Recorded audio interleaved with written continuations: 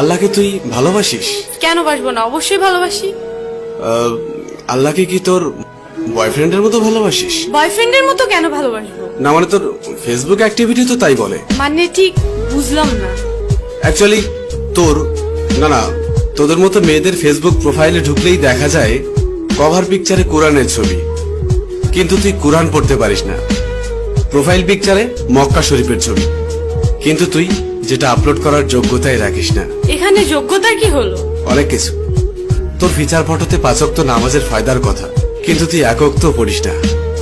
আর একটু নিচে নামলেই দেখা যায় তোর টলটনে রল বলে সুন্দর শরীরের সব পাট পাট ছবি। এই ফাইজলামের বাড়ি কোথায়? এটা কি ইসলামের অবমাননা নয়?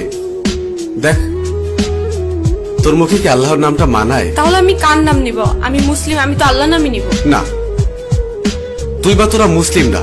এই যে বললাম শুধুমাত্র এদেশে মুসলিম বেশি তাই তোরা মুসলিম পরিচয় দিস। অ্যাকচুয়ালি তোদের নিজেদের তৈরি করা খোদা আছে, যে খোদা তোদেরকে স্বাধীনভাবে উল্টাপাল্টা করে চলতে আর ফাউল ভাবে পোশাক পরতে বলেছে। আমি শাড়ি হিজাব এগুলি কি পরি না, নাকি সেদিন তোর চোখে সমস্যা থাকে? হিজাব পরা পিক আপলোড করে লিখিস অনেকদিন পর হিজাব। বাহ, একদিন হিজাব পরে তুই উদ্ধার করে দিয়েছিস। একদিন বোরকা পরে ফেসবুকে স্ট্যাটাস দিস কেউ একজন পড়তে বলেছিল। আর তোদের শাড়ি পরা থাকলে বুকের উপর থেকে কাপড়টা নামিয়ে ফটোশুট শুরু করিস। যতটা সম্ভব নিজের বডি শো আপ নিয়ে ব্যস্ত থাকিস, আলাদা আলাদা ভাবে নিজের বুক, পিঠ, ঠোঁট, চুল।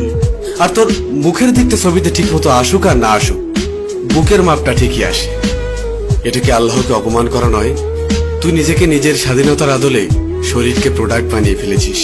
নোংরা সিনেমার থেকেও নোংরা তোদের চলাফেরা। এবার বুকে হাত দিয়ে বল, আল্লাহকে তুই অপমান করছিস না? বিশেষ দিনে তোর বয়ফ্রেন্ডের ক্যাপাসিটি থাক আর না থাক, তোর সাথে ম্যাচিং করে পোশাক না পরলে তোর সম্মান থাকে না। তবে একটা চমৎকার বিষয় হলো, সারাদিন তোর ডিমান্ড থাকলেও দিন শেষে বিয়ের জন্য সব ছেলে একটা ভালো মেয়ে খুঁজবে। আর তুই তো নিজেকে খারাপ বলতেই স্বাচ্ছন্দ্য বোধ করিস। তোর ফেসবুক প্রোফাইলে কি লেখা থাকে?